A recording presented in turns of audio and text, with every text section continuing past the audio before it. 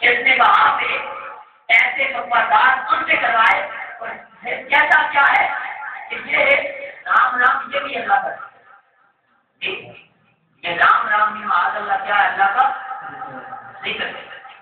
اور پھر مجھے ایک دوست بتا رہا تھا، میں نے پوری تقریر تو نہیں سنی، وہ مجھے کہہ رہا تھا کہ تقریر میں کہتا ہے کہ یہ جو یہودی اور عیسائی ہیں ہمارے یہودی بھائی اور عیسائی بھائی ہندو اور سکھ بھائی یہ ہم مسلمانوں سے اچھے ہیں۔ کتنے مزے کی بات کی ہے ڈاکٹر طاہر القادری نے، تو میں نے یہی مشورہ دیا ہے کہ حضرت صاحب آپ سکھ ہو جائیں نا، کہ ہندو بن جائیں، یہودی بن جائیں، عیسائی بن جائیں، آپ اسلام میں کیوں آئے؟ بھائی مسئلہ یہ ہے کہ وہ کام کرنا چاہیے جو بہتر ہو۔ اگر آپ کی نظر میں یہودی اور عیسائی بہتر ہے، ہندو اور سکھ بہتر ہے، تو آپ ہندو ہو جائیں، سکھ بن جائیں۔ ویسے بھی کام تو آپ کے سکھوں ہندوؤں والے مسلمانوں والے کام نہیں ہے۔ اور سنیں لوگ کہتے ہیں آپ سختی کرتے ہیں، آپ مجدد کرتے ہیں۔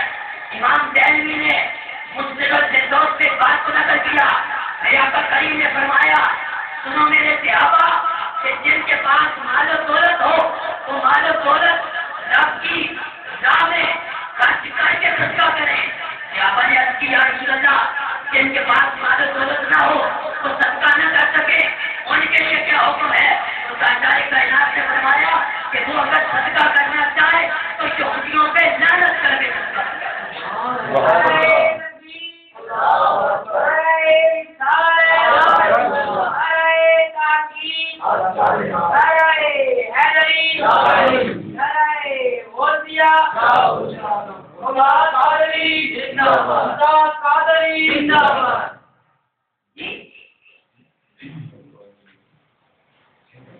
تو یہ جو لوگ ہیں کہ کہتے ہیں کہ ہندو اچھے ہیں یا سکھ اچھے ہیں، تو ہندو اور سکھ میرے آقا کریم صلی اللہ علیہ وسلم کا امتی ہو نا، بد سے بدتر ہو، زانی ہو، شرابی ہو، رب کعبہ کی قسم ہے کہ وہ سب یہودیوں اور عیسائیوں سے بہتر ہے۔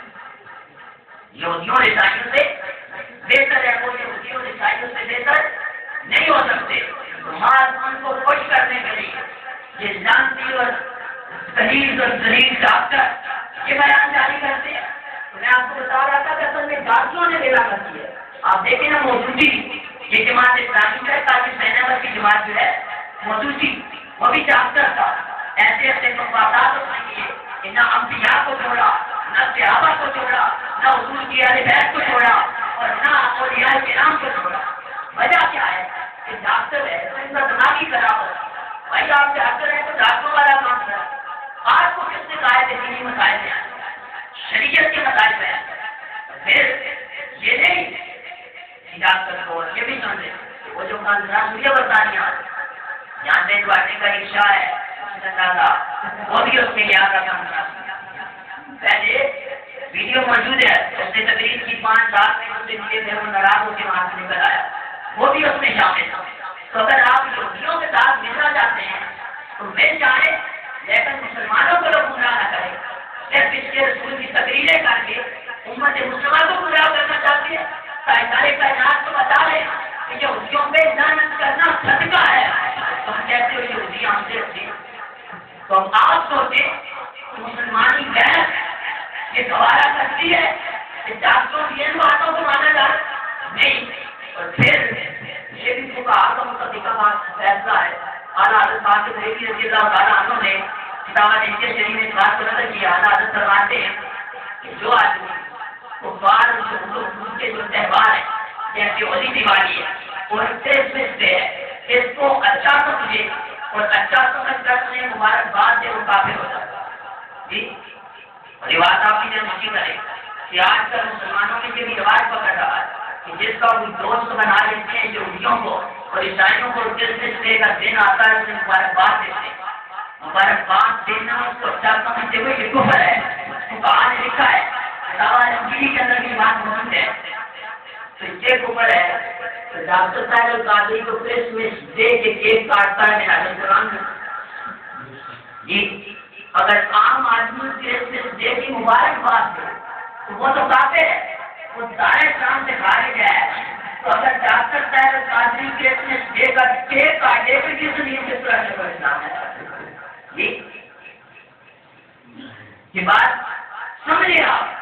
صرف یہ نہیں کہ میں کسی کی تنقید رائے تنقید کر رہا ہوں, لوگوں کو حقیقت حال بتا رہا ہوں کہ جو لوگ عشق رسول کے داعی ہیں اور یہ کہتے ہیں کہ ہم سے بڑا عشق رسول کوئی نہیں, ہم سے بڑا سنی کوئی نہیں, ان کی اصل حقیقت اور اصل جو تصویر کا ہے وہ یہ ہے کہ اس طرح کے غریب بکواسات کرتے ہیں.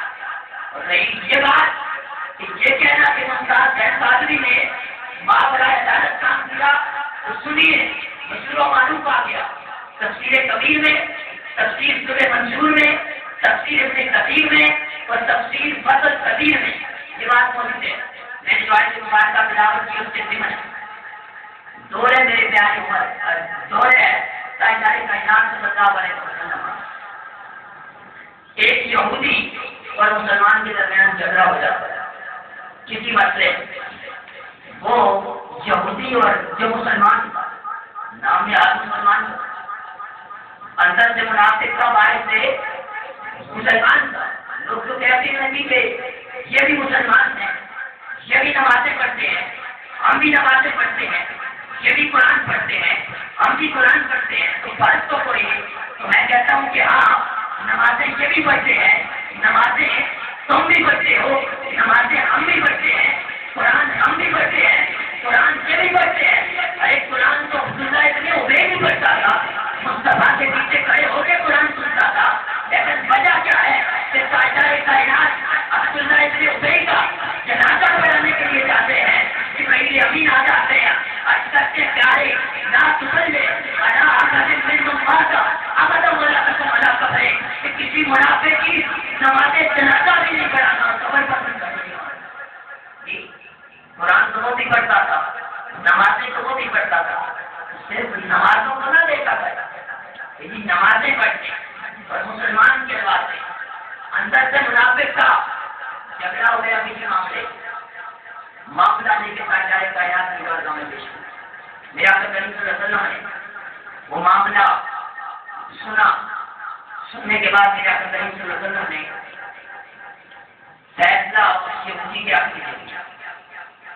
فیصلہ ہو گیا, دونوں حضرات جب باہر نکلے, باہر نکل کے وہ یہودی تھا کیونکہ اس کے تو آپ نے فیصلہ ہو چکا تھا, اس نے ماننا ہی تھا.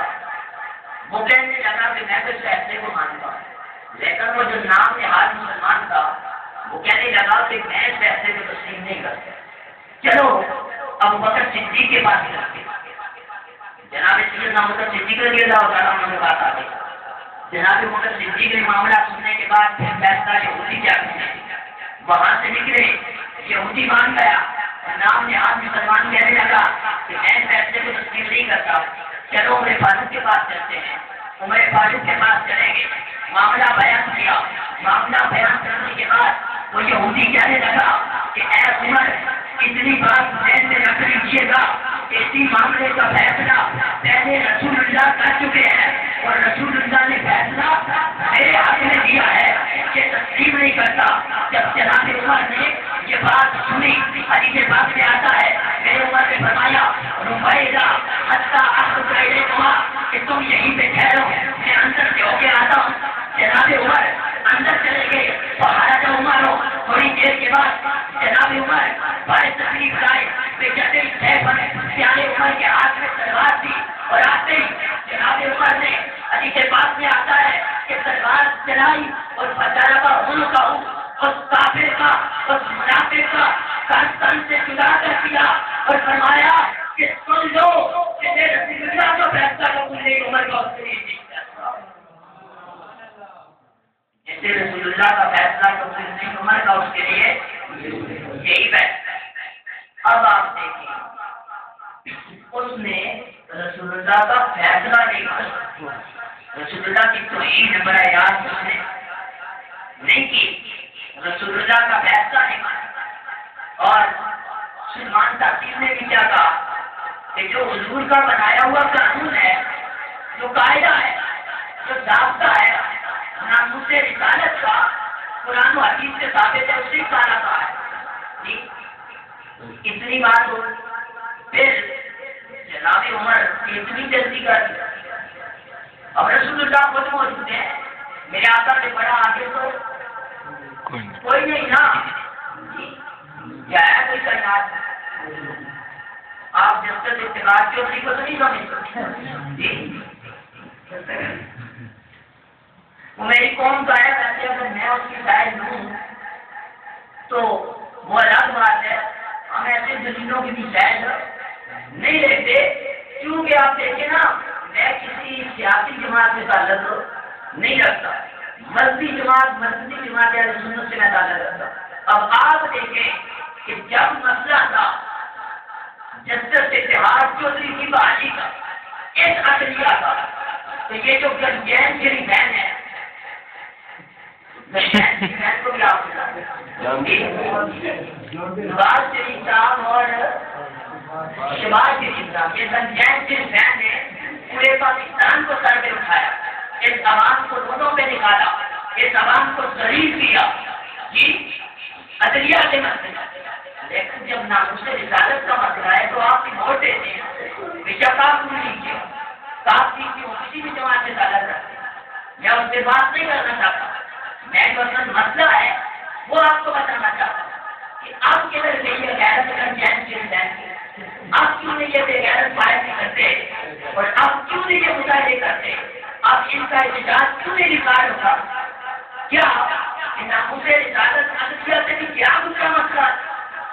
اتنی بھی ان کے اندر غیرت نہیں ہے کہ یہ جسٹس اتحاد چودھری کے لیے تو نکل سکتے ہیں, لیکن رسول اللہ کے تحفظ کے لیے نہیں نکل سکتے جی. تو یہ بھی مسلمانوں پر لوٹ رہے ہیں, کوئی بھی جاتی ہے جی, مسلمانوں پر لوٹ کے کھا رہے ہیں. بلکہ اللہ کے بات میں بات کرنا چاہتا ہوں, میرے آقا میں بڑا آتے کوئی نہیں, کوئی بھی نہیں ہے, میرے آقا موجود ہیں. اور جناب عمر سے امت مستقبل میں بڑا عادل میری عمر سے کوئی نہیں جی. عمر کی عدالت مشہور و معروف ہے, اور عمر کی عدالت تو ہر کافر اور منافق بھی جانتا تھا کہ عمر عادل ہے, عمر عادل ہے جانتا تھا. یہی میرے عمر کی عدالت تھی کہ جناب عمر کے دور میں زلزلہ آ گیا, زمین تھرتھرانے لگی, کانپنے لگی. جناب عمر نے اپنا ہاتھ زمین پہ مارا اور مار کے فرمایا کہ اے زمین, تجھے وقت کا خلیفہ عمر یہ حکم دیتا ہے کہ تھم جا رک جا. جناب عمر کا حکم ملنے کی دیر تھی کہ زمین کھا کے یہ اس وقت کے خلیفہ تھے. اور آج کیا کہتے ہیں آپ, اگر آصف علی زرداری صاحب اگر اذان ماریں گے زلزلہ آ جائے تو رک جائے گی زمین, زمین تو اور کام دے گی. یہ کیا ہوگا؟